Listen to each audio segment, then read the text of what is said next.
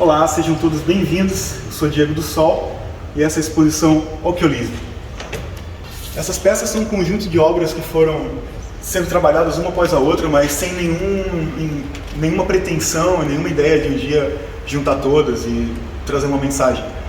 Mas o que acabou acontecendo foi que cada uma delas ia puxando para uma cena próxima, sabe? De uma situação, de um sentimento e tal. E o occiolismo é uma palavra que ela traz um significado de você se sentir pequeno diante da grandiosidade assim, do universo, sabe? E é meio que assim que eu me sinto quando eu estou pintando. Da grandiosidade de oportunidades e podendo errar e podendo acertar e podendo, sabe? Ser quem eu sou sem poder ter medo de nada. Isso me dá uma sensação de pequenez diante do universo, que é esse poder da criação, sabe? E eu andava numa fase fazendo muitos retratos, muitos. E até que cheguei um dia que eu tava com essa tela em casa, de frente pra mim. E quando eu parei na frente dela, eu não conseguia pensar o que eu ia fazer. Eu não conseguia, velho. Eu fiquei travado, sabe? Totalmente travado. Com medo do que eu ia fazer, porque eu sempre reclamava que eu me repetia muito. Mas agora que eu tenho a oportunidade de não me repetir, o que eu posso fazer de diferente? Aí eu travei. E aí foi onde eu senti essa sensação que eu falei, que é o nome da exposição, o occiolismo. Mas no caso, como eu precisava pintar, como eu precisava pôr para fora, acabou saindo essa obra, esse retrato, essa figura, que eu acho que tem muito sobre ansiedade, sobre brilho, sobre sangue. Adoro pintar coisas relacionadas à anatomia e etc. E nesse dia, foi em março, pré-pandemia, minha filha tinha ido lá para casa e ela adora pintar comigo, né? Aí eu coloquei um cavalete para ela do lado e fiquei desse lado de cá com essas duas telas presas. Antes disso aqui eu já tinha feito umas 4 ou 5 artes, ou desenhos diferentes, figuras. Por isso que tem esses pretos aqui, sabe? Aí às vezes as pessoas percebem, né? Tipo, mas como o fundo é tão sujo? Tu pensou nisso? Cara, na maioria das vezes não. Na maioria das vezes eu faço um fundo, trabalho a ideia em cima e vou indo. Esse lance de ser autodidata ele é uma bênção e uma maldição, porque você pode ser livre para tudo, mas também a liberdade demais te leva para onde, né? Isso é uma parada que às vezes eu me pego, mas eu acho que com o passar do tempo, eu pinto desde 2014, eu comecei a criar certos métodos meus e hoje eu já sei, por exemplo, quando eu vou pintar uma tela eu sei mais ou menos o tempo que eu vou levar nela, e antes eu não tinha isso. Antes eu começava e, ficava devaneando, bebendo vinho, devaneando.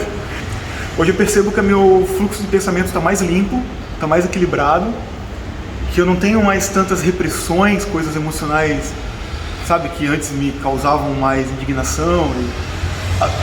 Basicamente a minha inspiração mudou, o caminho da minha inspiração mudou. Assim. E é estranho observar isso depois de um certo tempo.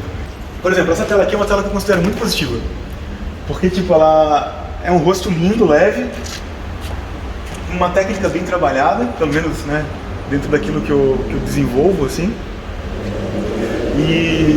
Só que ela é leve, tá vendo? Olha que diferença que faz das demais, sabe? Da composição, assim.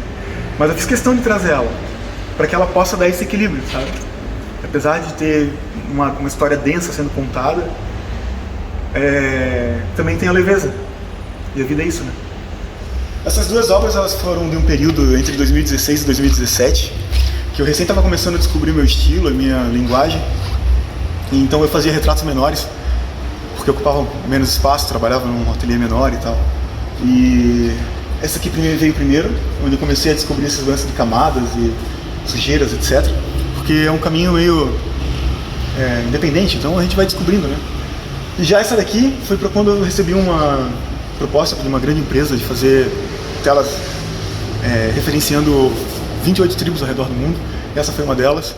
Mas eu sempre quis trazer à tona a questão de reflexão, sabe?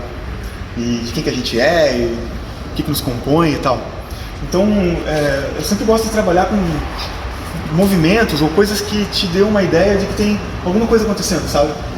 Não é só uma pessoa sentada numa cadeira, tipo, tem várias camadas, tem várias nuances, mãos, pernas, corpo, mas cadê a cabeça? Sabe? Tipo, onde é que está nosso pensamento, normalmente? Nesses momentos que a gente se sente tão transtornado e confuso. Tipo, quantas pessoas existem dentro desse ser que ela não consegue identificar um rosto que expressa quem ela é, saca? E isso eu acho que tem um pouco dentro de mim, um pouco dentro de vocês, de todos nós. Essa daqui, ela é uma obra que eu me inspirei num trabalho de Egon Schiele, que é um artista fantástico do século passado, um cara incrível. E ele fazia umas gravuras com bailarinas, moças de rua e tal. Então eu tinha feito final do ano passado eu tinha feito essa tela e trabalhei com ela, com essas duas mulheres deitadas, né, que é uma representação da pintura dele. Essa semana eu queria muito ter pintado, eu queria trazer algo novo e tal, cara, mas eu tive que escolher várias vezes entre, tipo, pô, depois de um dia inteiro ali de trabalho, pintar ou brincar de Lego com a minha filha, sabe? Aí eu, obviamente, priorizei brincar de Lego com a minha filha. E não me arrependo disso não, porque chegou no último momento, quando eu fui pegar essa tela aqui pra trazer, ela era toda com fundo branco. Eu olhei pro rodinho que tava do lado, cara, e a sujeira na tinta e desci a mão e ficou do jeito que eu queria, sabe? E o nome dela é Obscura. E essa tela, ela conta uma história de uma pessoa que ela, mesmo sem perceber, ela tá sendo aprisionada dentro desses padrões que ela vive, sabe? Tipo, é um cubo mágico, quase que invisível, mas depois que você percebe ele aqui, você não consegue mais não ver ele.